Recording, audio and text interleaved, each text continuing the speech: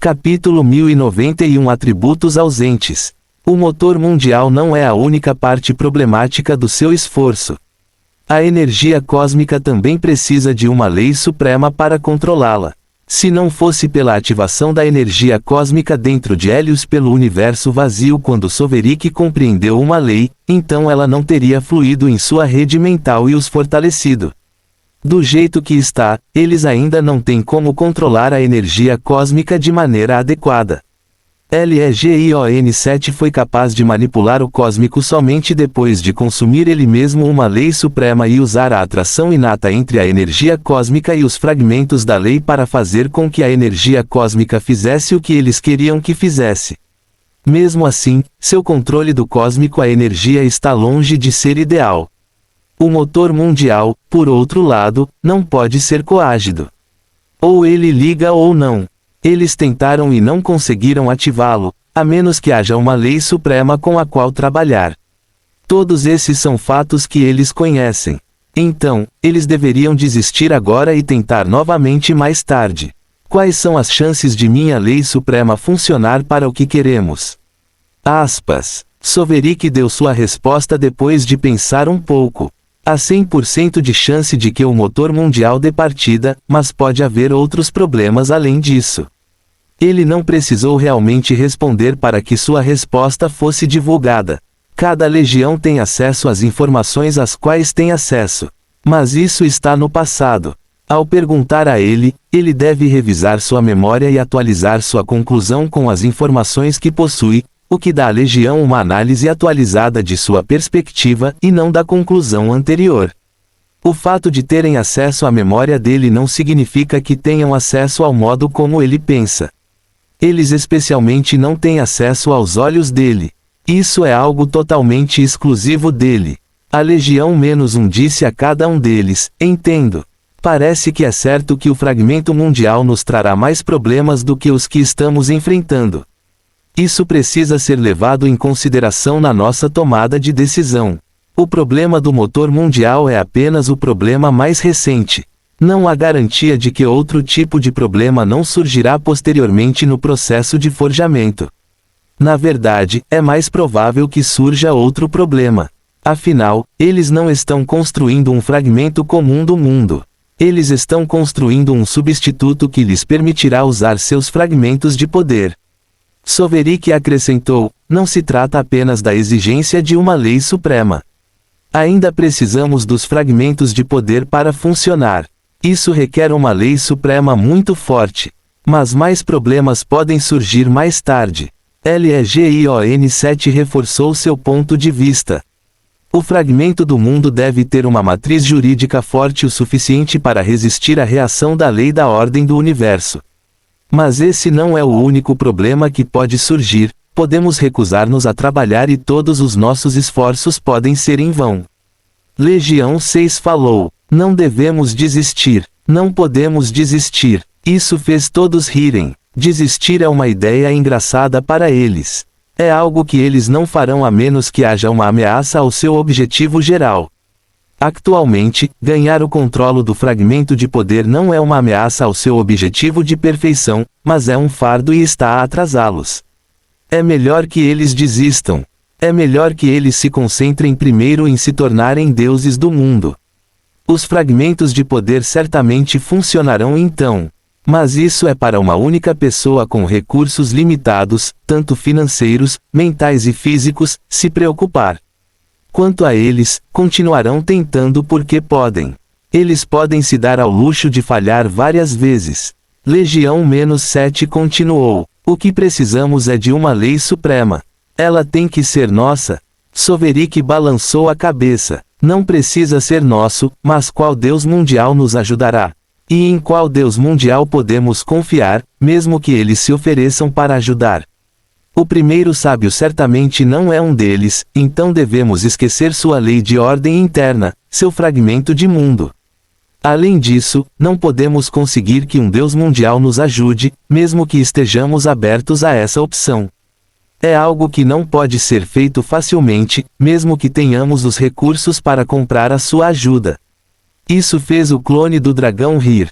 Ele disse: certamente não estamos desistindo de algo que pode chamar a atenção de um Deus mundial e fazê-lo nos ajudar. Isso é miopia. Então os deuses do mundo estão fora de cogitação. Legião -4 sugerida. Que tal construirmos nosso próprio motor mundial? Poderíamos reduzir a necessidade de ativá-lo dessa forma.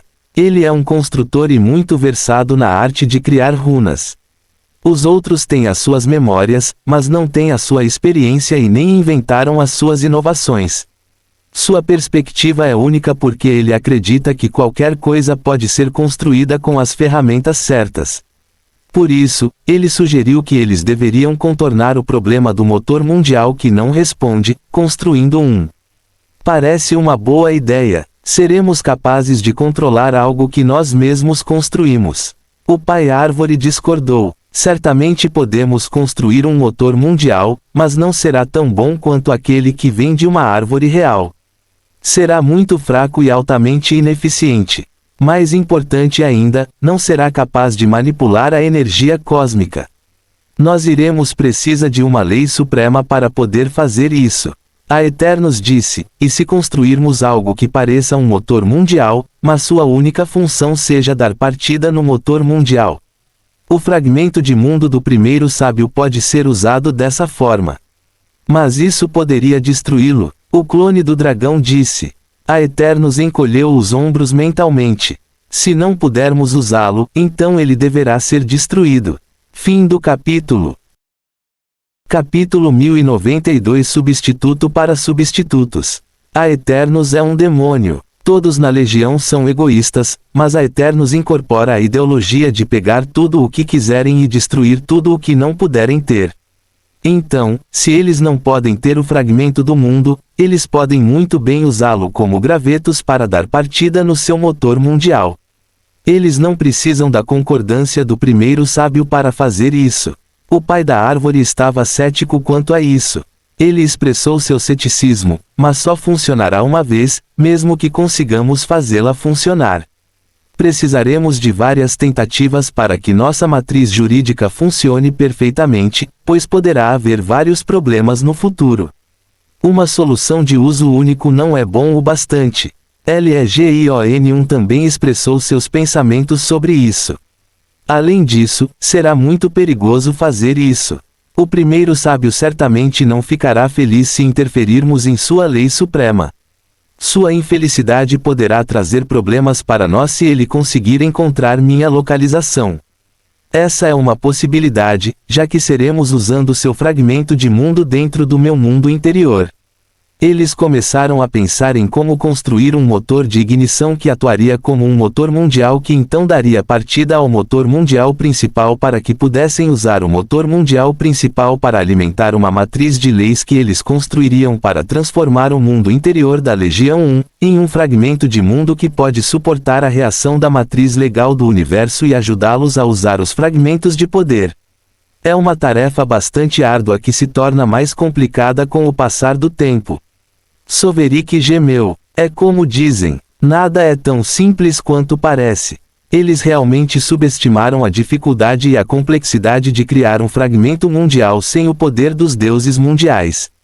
Eles sabiam que seria muito difícil e ele esperava que algumas mudanças ao longo do processo aumentassem essa dificuldade.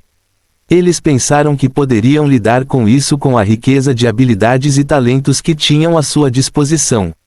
Mas as coisas estão ficando cada vez mais complicadas para esse único objetivo. A confiança deles não era infundada. Afinal, há muito poucos que poderiam se igualar às habilidades de forjamento de Soverik, menos ainda que poderiam realizar a transformação de energia tão bem quanto o pai da árvore, e praticamente ninguém que pudesse se igualar à manipulação de energia cósmica da Legião -7 no nível de origem. Quando essas coisas são combinadas com o mundo interior da Legião -1 e o legado de criação virtual, quem não pensaria que não seria possível construir um fragmento de mundo? Aparentemente, eles estavam errados. A distância entre um Deus da origem e um Deus mundial é muito grande. Mas eles não desistiram apesar da dificuldade. Eles não podem desistir porque a recompensa é alta demais para desistir. Se eles desistirem e se concentrarem em se tornarem deuses do mundo, eles certamente serão capazes de construir um fragmento do mundo como deuses do mundo, mas isso não teria utilidade para eles então, é agora que um fragmento mundial irá beneficiá-los imensamente. Então as ideias foram trocadas. Alguns foram abatidos enquanto outros foram erguidos e reforçados. O maior problema agora é como aproveitar o fragmento mundial do primeiro sábio para arrancar o seu motor mundial. Lydian decidiu usá-lo como o graveto de que precisam. Este fragmento do mundo contém a completa lei suprema e falsa da ordem do primeiro sábio. É um tesouro que nem Soverick nem Legion-7 podem usar ou aproveitar por medo do esquema do primeiro sábio. Por um lado, eles não conseguem nem abri-lo ou o primeiro sábio obterá a localização do mundo interior da Legião 1. Isso é obviamente ruim. Mesmo que eles arrisquem que o sábio descubra sobre a Legião 1, não há nada para o qual possam usar a lei suprema sem a permissão do primeiro sábio. Soverick não consegue compreender isso sem expor sua mente ao primeiro sábio. Isso é algo que eles não devem fazer, a menos que estejam prontos para lutar contra o primeiro sábio. Isso ocorre porque não há como evitar a atenção do primeiro sábio assim que ele entra em contato com a lei suprema. O sábio poderá observá-lo e sua localização durante o processo. Mesmo que consigam contornar esses riscos, compreender demasiado da lei suprema é cortejar a morte nas suas formas mais puras. Ele terá literalmente o primeiro sábio em sua mente. Isso está abrindo uma porta dos fundos na Legião para o primeiro sábio. Uma falsa lei de ordem não é tão virulenta e insidiosa como uma falsa lei do caos. Ele não tenta instintivamente substituir toda a existência, mas é capaz de fazê-lo se o proprietário estiver disposto a fazê-lo. O dono é a própria lei, então compreender a lei é ter o dono da lei em mente. Como se isso não fosse perigoso o suficiente, compreender a falsa lei da ordem de um Deus mundial geralmente é visto como examiná-los em busca de fraquezas. Afinal, você está analisando a existência deles. É um ato de guerra que pode levar a retaliações. Esta retaliação também ocorrerá ao longo de sua existência, por isso Lydian não está disposto a arriscar. A lei suprema presente no fragmento do mundo que o primeiro sábio lhes deu é em grande parte inútil para eles por causa do perigo que traz. Legion-7 também não pode comer a lei suprema, apesar de seu amor por devorar leis. A lei suprema é muito pura e completa. Ele substituirá completamente o Lydian-7 se ele tentar. A Legião-7 foi gravemente afetada quando devorou a lei dos deuses do mundo serpentino. Era puro e era um pouco disso e ainda assim ele foi forçado a sofrer mutação. Se não fosse pela energia cósmica ajudando-o a assimilar a lei e a evoluir, então ele teria morrido. Então eles decidiram sacrificar o fragmento do mundo. Mas o desafio de tirar partido da fragmentação mundial não é fácil. Eles precisam elaborar um plano que funcione, tenha grandes chances de sucesso e não os coloque muito em perigo. Fim do capítulo. Capítulo 1093 Carne de humano. Soverick supervisionou todo o processo de brainstorming. Seus olhos e sua mente criaram as ligações entre eles. Ele traçou resultados possíveis e determinou a viabilidade dos planos. Os olhos de Soverick brilharam de repente. Ele teve uma ideia que deu a conhecer a todos imediatamente. Eu tenho uma maneira de fazer o motor de arranque funcionar. Ele pode funcionar sem o perigo do primeiro sábio e pode funcionar mais de uma vez. Também tornará a matriz legal que criamos mais compatível com os fragmentos de poder. Todos pensaram seriamente sobre isso e tentaram resolver os problemas do plano. É algo sério se Soverick fizer uma sugestão. Ele só fará isso quando houver um plano viável para eles trabalharem. Isso significa que a estrutura mental está completa. Agora eles devem considerar se aceitam ou rejeitam a sugestão. É uma decisão que eles tomarão depois de acertar os detalhes. Mas eles logo perceberam algo inevitável. Legion disse-lhes, parece que devemos estar dispostos a fazer um sacrifício. Este plano é muito arriscado. É provável que percamos tudo, por isso é melhor decidirmos agora perder algo para evitar a perda total. Foi a vez deles de afirmar o óbvio, então eles declararam o óbvio imediatamente: vamos lá. Todos eles concordaram. A ideia pode não funcionar. O motor de arranque pode falhar e eles podem arriscar-se em vão. Mas eles correrão o risco. É porque o resultado, se for bem sucedido, é bom demais para ser ignorado. Não há recompensa sem risco e vale a pena lutar por qualquer coisa boa. Claro que eles podem esperar até que a Legião -1 adquira sua lei suprema. Mas isso levará tempo, provavelmente 3 ciclos de origem ou mais. E isso com a ajuda de todos eles. Até mesmo o Senhor do Reino passou por cerca de 100 ciclos de origem antes de ter sua própria lei suprema. Essa é apenas a informação pública. Poderia ser menos que isso. A questão é que 3 ciclos de origem já são incrivelmente rápidos. Mas 3 ciclos de origem não são suficientes. A era da conquista está chegando. Pode ser anunciado a qualquer momento. Eles não podem ser considerados deficientes quando isso acontece. Eles precisam de um poder que possa se igualar aos deuses de origem mais fortes. Este poder tem que ser equivalente a adquirir uma lei suprema. Então, se eles tiverem que fazer alguns sacrifícios para encurtar esse tempo, eles o farão. Enquanto a Legião tramava e planejava, o avião virou uma merda. As coisas se tornaram tão caóticas que todos atacam quem quer que esteja de olho. Não há amigos e não há aliados. Todos poderiam muito bem estar em uma batalha real livre para todos. Vampiros, elfos da floresta e ghouls atacam uns aos outros sem restrições enquanto os Worogs e as outras raças sofrem no meio.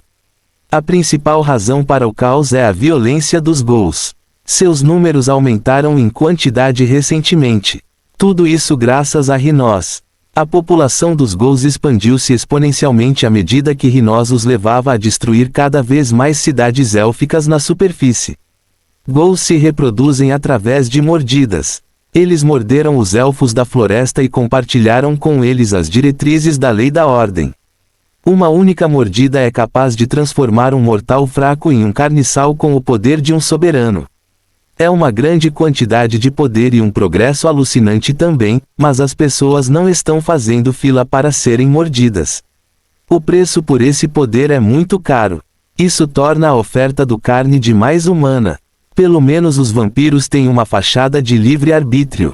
A violência dos ghouls continuou por um longo período de tempo até que o segundo ghoul branco descobriu quem estava preso. A fonte da vida fez o possível para resistir. Mas parece que o seu melhor não é suficiente para manter um ghoul branco longe dele para sempre. A fonte da vida não podia mais se esconder.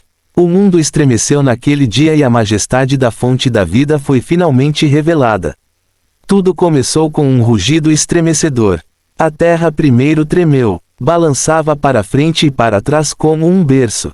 Então ele se separou. Uma rachadura profunda apareceu no avião. Essa rachadura atravessou todo o norte do avião. O norte é frio e gelado, então cedeu rapidamente. O rugido das profundezas da terra irrompeu da fenda. Isso fez com que o gelo e a terra explodissem para fora. A erupção na terra não foi vulcânica, mas mesmo assim foi perigosa. Gelo espalhado por todo o avião.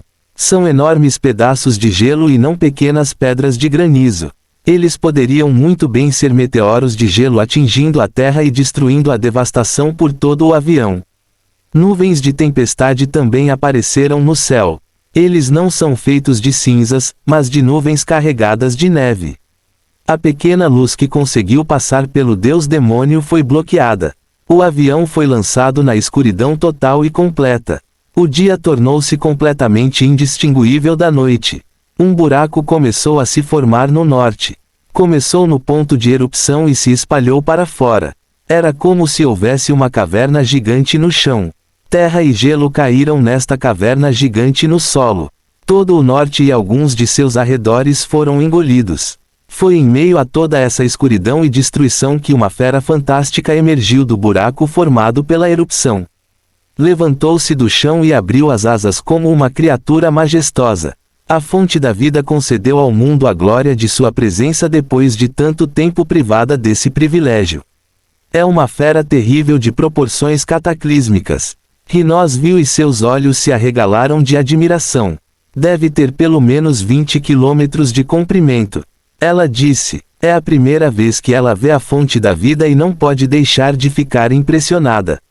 Ela pode ver a fonte da vida como a maioria das coisas que ainda vivem no avião. Quase todos no avião podem vê-lo porque é muito grande e está muito alto no céu. Fim do capítulo. Capítulo 1094 Mosquito ignorante. A fonte da vida é uma criatura majestosa que parece adornada com pedras preciosas brilhantes. As gemas parecem refletir a luz de uma fonte desconhecida. Eles brilhavam na escuridão do avião para que todos pudessem ver a majestade da fonte da vida. Ninguém poderia negar essa majestade. Todos que viram a fonte da vida pararam de se perguntar por que a fonte da vida não aparece. Algo tão grande como não deveria se mover pelo bem do mundo. Afinal, é uma montanha voadora. Mas a fonte da vida está se movendo agora. E mais do que isso, está voando. 4 asas se estendem de suas costas. Essas asas têm 20 quilômetros de diâmetro. Eles também são adornados com pedras preciosas. As joias estão na cauda e na cabeça também. A fonte da vida tem uma cabeça bastante pequena. Poderíamos chamá-lo de delicado. Possui 2 chifres lisos que ficam planos na cabeça e se estendem até o pescoço. Esses chifres são brancos. Eles não brilham como as escamas brancas da fonte da vida, então não parecem pedras preciosas. Mas seus olhos fazem mais do que brilhar. Eles brilham intensamente como 2 estrelas. A luz produzida por aqueles olhos parece quase tornar a realidade transparente. Eles fazem com que a fonte do olhar da vida possa perfurar o véu da lei matriz. Esses olhos estão fixos em Rhinós agora. A fonte da vida tem 2 deles, então a pressão da fonte da vida é dupla. Rhinós entendeu que a fonte da vida estava irritada com o olhar que lhe lançava. Ela sabe que a fonte da vida não está olhando para ela porque ela é a única fonte de luz no plano escuro. Com a raiva vem a violência. A expectativa de violência despertou medo nela involuntariamente. Rhinós reuniu coragem para dizer, então você finalmente parou de se esconder. Foi uma tarefa muito difícil, por assim dizer. Ela teve que lutar contra o desejo de não se curvar. Uma aura de energia bruta e iridescente envolveu o mundo. Isso atingiu a mente e o corpo de Rhinós. É uma pressão amorfa vinda da fonte da vida. O colosso levitando exalava uma presença avassaladora de poder divino. O ar ao seu redor ondulava com ondas pulsantes de luz etérea, e partículas de luminescência dançavam em seu rastro como vagalumes celestiais. Esta aura divina é um sinal inconfundível da natureza divina da criatura, alertando todos que a contemplam sobre a força cataclísmica iminente que eles enfrentam. Todos que não são titãs foram congelados. Eles não conseguiram se proteger dessa presença avassaladora do poder mundial, então ficaram sujeitos à sua pressão, obedecer. Rhinós não sucumbiu à pressão. Ela podia falar, mas ela não deveria ter falado. Ponto. É flagrante, desmascarado, inconfundível e totalmente desrespeitoso dizer que estava escondido. Então rugiu de raiva. Um som inspirador emergiu de sua boca. Seu rugido é uma sinfonia de poder e autoridade. Aludiu ao orgulho e à ferocidade oculta da fonte da vida. Esta força sônica destruiu montanhas, rompeu a terra e fez com que tempestades começassem a devastar o avião.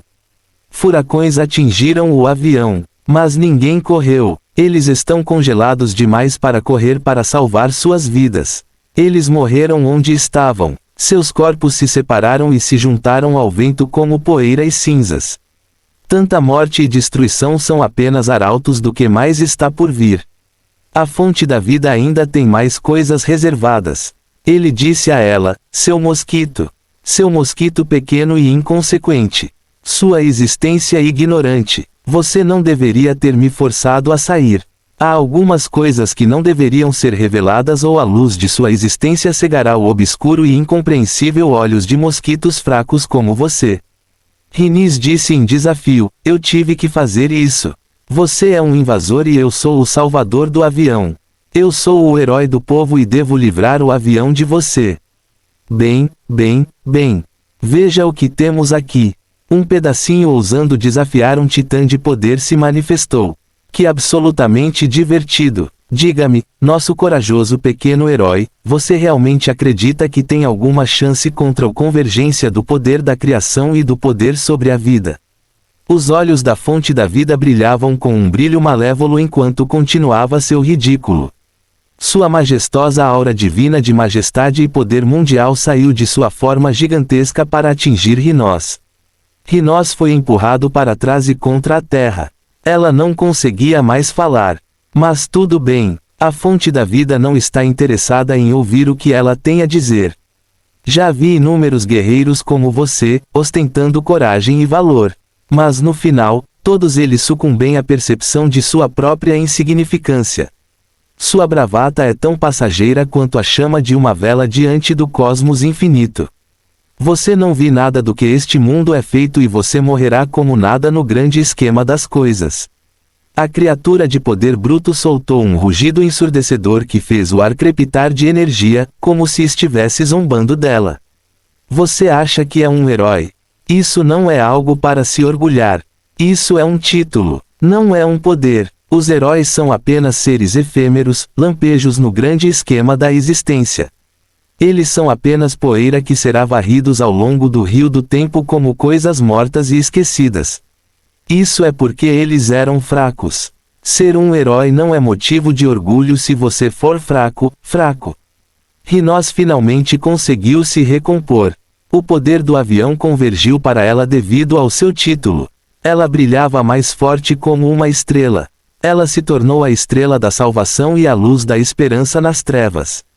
Todos no avião que olharam para ela tiveram expectativas aumentando dentro deles. Estou aceitando apostas. Quem você acha que vai ganhar? Rhinós ou Fall? Fim do capítulo. Capítulo 1095. Um sanduíche aterrorizante. Rhinós refutou com raiva. Não sou fraco. Tenho todo o poder do avião me apoiando. Sou forte. Seu reinado de terror termina agora. Ela declarou com um grande grito, eu vou matar você hoje. A fonte da vida zombou. Não poderia levá-la a sério. Esta era uma garota que viu crescer. Esta era uma garota que atingiu seu nível atual de poder em grande parte devido à sua ajuda. Esta foi uma menina que hoje está viva graças à sua misericórdia. Dizia ridicularizando, eu sou uma força que você não pode imaginar ou compreender. Você nem sabe que tipo de poder eu exerço e ousa se chamar de forte. Se você conhecesse todo o meu poder, então estaria concorrendo por sua querida vida agora. Você é apenas uma criança ignorante que recebeu um mínimo de poder e deixou esse poder subir à sua cabeça. Você não é nada e morrerá como nada. A fonte da vida riu e sua risada ressoou pelo plano, vibrando através de todas as coisas vivas e inanimadas. Isso os abalou profundamente. Mas vá em frente, pequeno herói, mostre-me do que você é capaz. Dê-se com o destino e abrace sua morte inevitável. Sua morte me dará o que preciso para remodelar este mundo à minha imagem.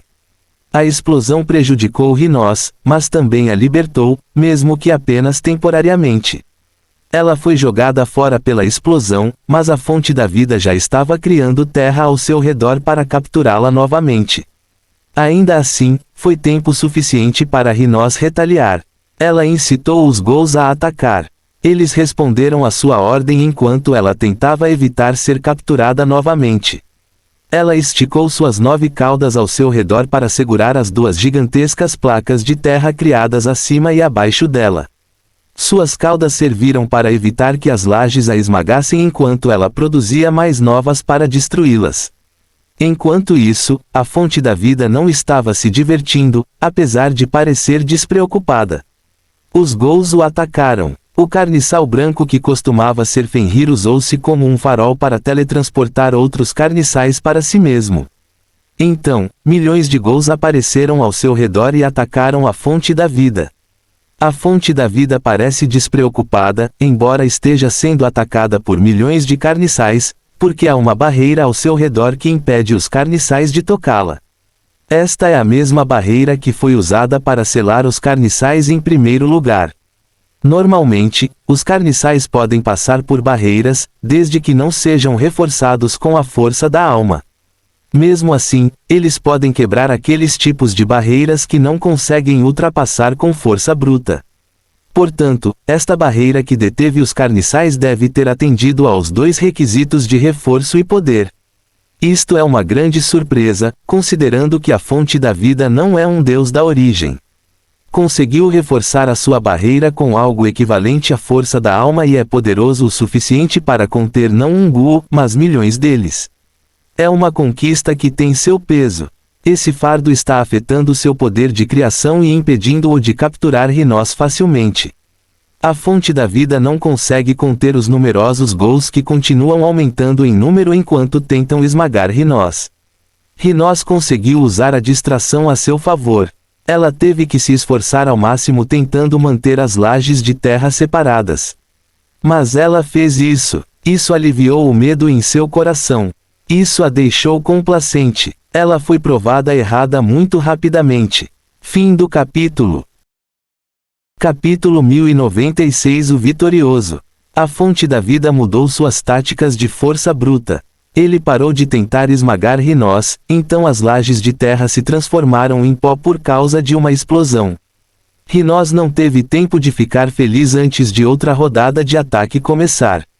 O ar ao seu redor se transformou em lanças. Aconteceu de repente, então pareceu a Rhinós que ela sempre esteve no centro de uma formação esférica de lanças de terra afiadas. Alguém poderia chamar isso de prisão, mas eles estariam errados. É um método de execução porque as lanças tentam empalá-la. Ao contrário das duas lajes que ela poderia segurar com suas caudas, essas lanças são numerosas demais para serem restringidas por suas 9 caudas. Ela criou uma barreira ao seu redor com seu sentido divino solidificado. Isso impediu que as lanças a empalassem, mas ao custo da energia de origem. Os sons de confrontos e explosões podiam ser ouvidos enquanto os dois seres lutavam. Os carniçais lutaram ineficazmente contra a barreira da fonte da vida enquanto Rhinós lutou contra as lanças que tentavam empalá-la, e a fonte da vida lutou para manter os carniçais afastados. A estranha situação deles formou um equilíbrio de luta. O equilíbrio seria quebrado pelos Ghouls. A vitória e a derrota dependem de quem for o primeiro a parar de lutar. Poderia ser Rhinós ou poderia ser a fonte da vida, já que os Ghouls são incansáveis em seus esforços. Os Ghouls não param de lutar e também estão aumentando em número a cada momento. Se a fonte da vida não conseguir matar Rhinós antes que sua barreira seja quebrada, ele será derrotado. Infelizmente, isso é algo difícil de conseguir porque sua capacidade de matar Rhinós está diminuindo com o aumento do número de carniçais. O poder das lanças está diminuindo a cada momento. Assim, com o passar do tempo, o fardo de Rhinós é reduzido. Tudo o que ela precisa fazer para vencer esta batalha é sobreviver à fonte da vida. Infelizmente, ela não podia fazer muito. Ele agarrou o Gu branco com força em uma de suas garras enquanto observava a atual criança do avião morrer. Não demorou muito. Rhinós estava distorcido e o fogo estava se derramando em seu fraco corpo de alma. Seu corpo e alma foram incinerados como gravetos. Ela não conseguia nem gritar de dor enquanto sua consciência se fragmentava. Seu corpo foi esmagado e devastado pelo fogo. Ela se transformou em poeira que se espalhou pelos ventos. É como disse a fonte da vida. É uma piada alguém fraco se destacar e se autodenominar herói. Eles serão lembrados como fracos e tolos. Rhinós morreu e sua conexão com a vontade do avião foi interrompida com sua morte. Eles se soltarão como cordas elásticas excessivamente estendidas. A vontade do avião recuou de dor. Sentiu a dor da perda e todos os seres ainda vivos no avião também. A fonte da vida viu os fios espirituais se desprendendo de sua verdadeira visão. Estava esperando por esse exato momento em que a vontade do avião ficaria vulnerável. Então lançou um ataque espiritual com todo o seu poder contra a vontade do plano. Usou os fragmentos da lei da vida que implantou nos elfos da floresta e nos Worogs como base para o ataque. A vontade do plano foi enfraquecida pelo ataque do Deus Demônio e pelo massacre dos carniçais, então a fonte da vida teve sucesso sem muito esforço. A fonte da vida estava satisfeita. Sua raiva diminuiu um pouco por causa de seu sucesso. Mas fez questão de repreender Rinós mais uma vez. Que criança boba! Eu investi nela e ela procurou morder a mão que a alimentava. Pelo menos sua existência não era um desperdício. O búho branco rosnou para ele, mas a fonte da vida não se importou. Ele zombou e desviou sua atenção dos ghouls. Os ghouls também pararam de atacá-lo. A fonte da vida não é mais um ser que eles possam atacar. A fonte da vida tornou-se o maior acionista do avião. Adquiriu mais de 50% da vontade espiritual do plano, por isso não está mais na lista de prioridade dos carniçais. Se você perdeu a aposta, você tem que dançar agora mesmo onde quer que esteja. Se você ganhou, então você tem que dançar também. Um é para vergonha e o outro é para triunfo. Fim do capítulo. Capítulo 1097 Tremores secundários. O búho branco não obedecerá à fonte da vida pois a vontade do plano e não está em sincronia ou harmonia. Mas também não atacará mais a fonte da vida. Fazer isso é prejudicar a vontade do avião. Então partiu caçar outros alvos. A fonte da vida esperava dar depois de adquirir 50% da vontade do avião. Ao contrário de RNIOZ, não ganha nenhum impulso com o título. Isso acontece apesar de estar ajudando a vontade do avião a se estabilizar e a lutar contra o Deus Demônio. Então, de certa forma, a fonte da vida está fazendo um favor à vontade do avião. Mas em troca, se a fonte da vida morrer, então 50% da vontade do avião morrerá também. O avião certamente cairá sob a vontade do Deus Demônio então. Agora, onde está aquele Ragnarok problemático? Ele disse para si mesmo. Ele tem sido útil até agora contra o Deus Demônio. Mas agora é hora de acabar com ele. A fonte da vida não está ligada ao Deus Demônio. Não selou os ghouls porque está em conluio com os vampiros. Sempre foi contra o Deus Demônio. Até ajudou a vontade do avião e Rinós a lutar contra o Deus Demônio. Sim, é um invasor, mas foi pacífico todos os ciclos de origem em que permaneceu no plano e as coisas teriam permanecido assim se não fosse pela teimosia vontade do avião.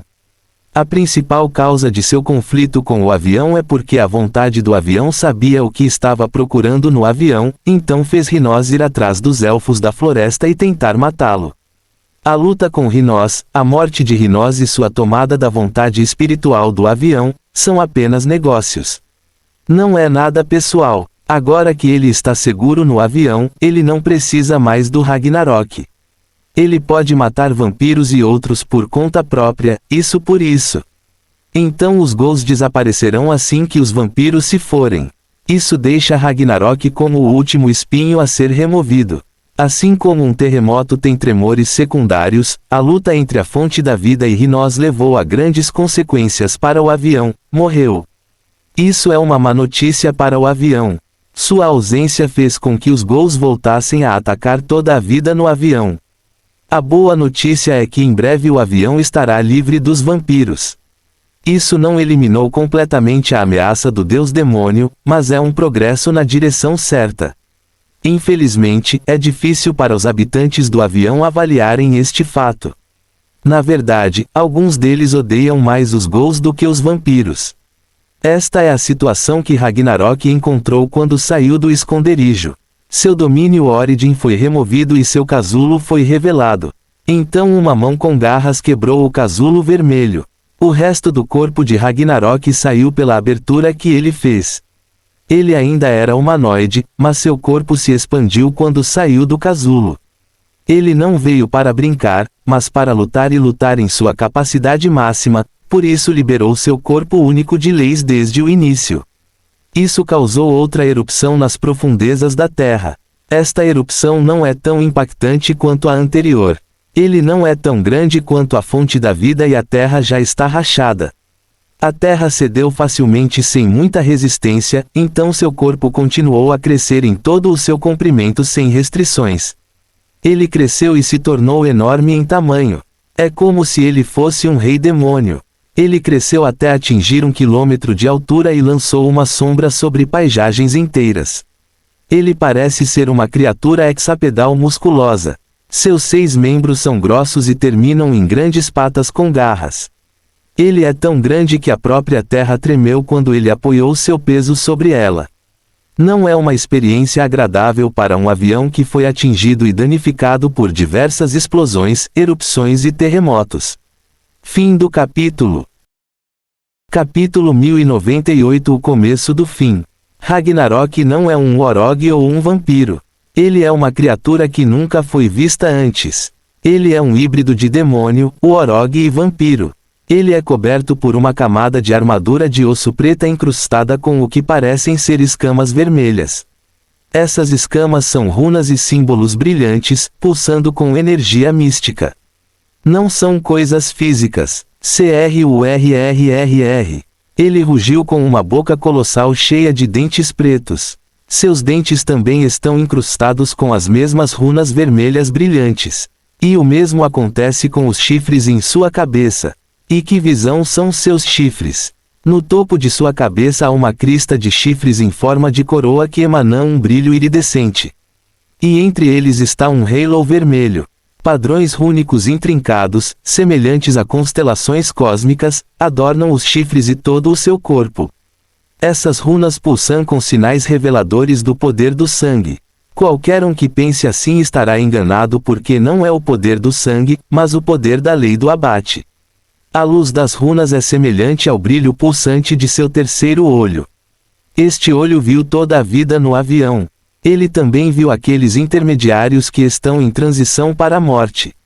Entre esses seres em transição entre o estado de morte e de vida está o Imperite primogenitor. Ele estava prestando atenção, então viu sua transição permanente para a morte. Um talo vermelho com uma coroa esférica de tufo fofo apareceu no local do poço do diabo. O tufo são na verdade as árvores de sangue que revestem o poço do diabo, então o talo vermelho é muito grande. É como um grande dente de leão vermelho e de aparência demoníaca. Foi ele quem libertou os ghouls, então é justo que ele acabe com o sofrimento do avião. Então ele estendeu suas 10 caudas para o mundo. Suas caudas são como órgãos fantasmas. Eles são feitos de uma intrincada formação de runas vermelhas infundidas com contas devoradoras. Eles não têm uma forma sólida e fixa como o resto do corpo. Então eles se estendiam como tentáculos para fora dele. Eles pareciam a plumagem de um pavão depois de estendidos. Eles são realmente lindos. Essa beleza permaneceu mesmo quando eles começaram a devorar o mundo. Ele abriu as caudas para que tivessem um alcance mais amplo. Cada cauda tem cerca de 3 vezes a sua altura. Isso significa que eles têm 30 quilômetros de comprimento. As runas vermelhas dentro deles brilhavam e brilhavam. Eles seguravam as contas devoradoras juntas no formato vago de uma cauda. Eles também fizeram com que o poder devorador das contas funcionasse em conjunto, em vez de um contra o outro. Para que possam destruir melhor o mundo. Parece que o mundo está sendo rasgado. As caudas cortam o ar e a terra como uma faca na manteiga. Eles rasgam e depois esmagam as partes que cortam com o poder esmagador de devorar. Eles ficam mais fortes quanto mais devoram e então repetem todo o processo. Isso só pode ser chamado de destruição do mundo. Este é o efeito de seu conceito em ação. A matéria foi quebrada em energia e devorada junto com toda a energia ao redor das caudas. Era como se uma abertura tivesse sido criada em uma represa. Os laços que mantinham o mundo unido foram quebrados e o que fez do mundo o que ele é foi então desviado para o Ragnarok. Suas caudas perfuraram o mundo e, como um balão, murcharam ao expelir um pouco de ar. Portanto, não é de admirar que uma tempestade tenha surgido. O que Ragnarok está fazendo não é natural e é muito perigoso para o avião. Mas o mundo não pode impedir que isso aconteça. Isso só poderia causar confusão. O uivo do vento e o som que a terra fez ao ser despedaçada são simplesmente os gemidos de um mundo indefeso sendo esmagado. São os gritos de um ser moribundo. Este acontecimento não passou despercebido. A vontade do avião, a fonte da vida, e o deus demônio notaram isso. Até os mortais indefesos notaram isso.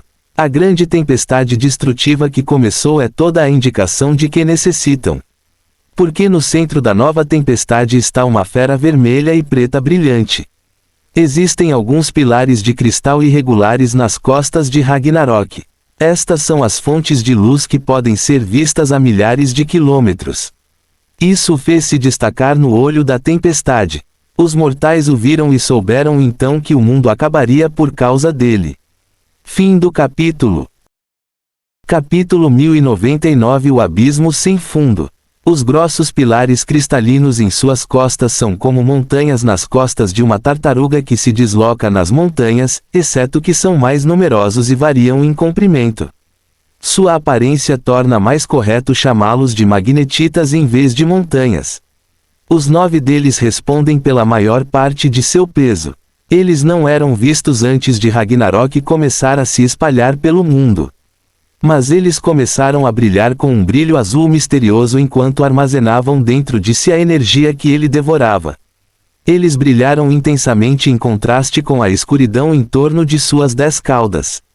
A luz que ele está produzindo não parece cheia de esperança como a de Rinós. Ele não se parece em nada com a esperança do avião. Há um redemoinho escuro ao seu redor enquanto ele é a luz no centro do redemoinho. Ninguém o confundiu com a salvação. Em vez disso, ele parece o arauto do fim do mundo. Isso é novo. Ele pensou consigo mesmo enquanto observava a carnificina que ele causou. O mundo está gritando por causa dele. Até ele fica surpreso com o poder de seu conceito. Ele sabia instintivamente o que suas novas caudas poderiam fazer após seu avanço e evolução. Afinal, são órgãos que ele e os outros clones projetaram. Era apenas uma imagem quando ele era um rei da lei. Agora eles fazem parte de seu corpo e de sua alma. Então ele sabia o que esperar quando ativou seu conceito. O que ele não esperava é o quão poderoso é. Certamente é mais do que sua expectativa. E tudo por causa do fragmento de poder girando ao seu redor.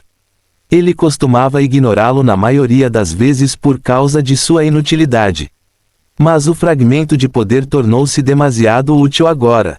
Ragnarok ficou satisfeito com ele, apesar dos gritos e uivos do mundo. Poderia muito bem ser música para seus ouvidos porque ele está feliz. Ele está feliz com o aprimoramento de seu conceito pelo fragmento de poder. Isso deu a ele algo pelo que esperar sobre a criação de seu fragmento de mundo. O fragmento de poder não o ajudou desde que ele se separou do deus demônio. Se isso o ajudou desde então ele não percebeu. Mas então entrou em vigor quando ele ativou o conceito de The Bottomless Abyss. Seu conceito deveria criar um abismo sem fundo, mas ele não é poderoso o suficiente para criá-lo. O fragmento de poder está disposto a dar-lhe esse poder. Ele quer abrir um buraco no avião para baixo para criar um verdadeiro abismo sem fundo. Esta é uma forte prova do poder que os fragmentos de poder podem conceder à Legião. Contanto que tenham algo no nível de uma lei suprema, eles poderão aproveitar o potencial dos fragmentos de poder. Ele disse para si mesmo enquanto olhava ao redor: eu deveria aproveitar isso agora enquanto dura. Talvez eu não tenha mais a chance, considerando o perigo do plano. Ele decidiu aproveitar a destruição que estava causando. É uma visão maravilhosa também. Pelo menos ele pensa assim. O próprio avião parecia tremer enquanto o próprio solo se tornava um campo de batalha entre o esforço incansável de suas caudas das trevas e a resistência do mundo da manifestação. Mas outros não acham que seja uma visão maravilhosa. Perante esta demonstração de poder épica e avassaladora, os próprios alicerces da realidade tremeram, deixando aqueles que testemunharam este evento cataclísmico tremendo de medo. Até mesmo a vontade do avião e o deus demônio gritaram consternados. Eles estão consternados por diferentes razões, mas todos sentiram o fim do mundo chegando e sentiram medo. Fim do capítulo. Capítulo 1100. Qual é a fonte da vida? A razão do medo da vontade do avião é óbvia. O deus demônio, por outro lado, sentiu medo pelo avião porque não queria ver sua comida destruída. Os dois querem descer e parar o Ragnarok imediatamente. Mas eles não podem. Felizmente, há alguém por perto que não tolera o que Ragnarok está fazendo. A fonte da vida rugiu com raiva total: Ragnarok, sua besta insolente, pare o que está fazendo agora. A gloriosa besta branca ergueu-se do chão em toda a sua majestade e glória. Esse rugido atingiu o mundo como um martelo. Ragnarok sentiu a matriz da lei vibrar assim como a manifestação mundial vibrava. É óbvio que o rugido não era um som comum. Ragnarok exclamou: um dragão! Qualquer animal pode ter lindas escamas brancas e 4 asas. Mesmo a presença da aura majestosa ou a posse de um olhar imperioso não significa que a criatura seja um dragão. Mas apenas um dragão pode usar o domínio de um dragão. Ele pode sentir o uso inconfundível da força do dragão. A força do dragão é exclusiva dos dragões. Sempre tenta obrigar as outras raças a se curvarem e se submeterem. Como eu nunca vi você? Ele perguntou. Ainda não consigo ver você com o meu olho da vida. Ele tem muitas dúvidas sobre a presença de um dragão dentro do avião. Mas o mais pertinente é como ele nunca encontrou o dragão até agora. Ele pode sentir que o dragão não é um deus da origem, então não deveria ser capaz de se esconder dele. O que você é? Ele perguntou novamente. Ragnarok não respondeu a essa pergunta. Ele tinha outras coisas em que pensar. Ah, entendo. Ele disse. Você é um dragão da criação. Ele sentiu as mudanças em seu entorno quando foi atacado. Ele foi capaz de determinar qual lei a fonte da vida usava com base em qual seção da matriz da lei foi ativada quando ela interagiu com ela. Na verdade, ele é muito versado na lei da criação. Ele tem que agradecer a Sovereign por isso. Ele continuou falando. Isso não é tudo. Você também usa a lei da vida. Que ambicioso. Você combinou 2 leis elevadas muito poderosas. Você quer morrer? Ele balançou a cabeça e disse: não é de admirar que você ainda não seja um soberano da lei. Então ele sentou-se de cócoras e continuou a conversar vagarosamente, como se suas caudas não estivessem destruindo o mundo. Isso não é tudo sobre você, certo? Você é um dragão divino. Isso significa que você é pelo menos um titã da lei e já esteve no vazio fora do reino antes. Mas você não foi para os reinos superiores. Em vez disso, você retornou a um plano inferior e permaneceu aqui por 100 ciclos de origem. Ele perguntou em tom de brincadeira. A fonte da vida ficou surpresa com o que ouviu. Como você sabia que eu sou um dragão? Você nunca saiu deste plano. Eu deveria saber, observei você durante a maior parte da sua vida. Ragnarok bufou de brincadeira. Isso tem pouca importância agora. O que importa é que eu sei porque não posso ver você e porque você ainda é um titã da lei. É obviamente por causa da fusão das leis da criação e da vida. Isso lhe concederá vantagens muito poderosas. Então ele zombou, mas eles também exigem muito que você domine o conceito que você criou com eles. Poderia esse algo ser o cristal da vida no plano? Fim do capítulo. E eu, que estou de bem com a vida, creio que aqueles que mais entendem de felicidade são as borboletas e as bolhas de sabão e tudo que entre os homens se lhes assemelhem. Friedrich Nietzsche.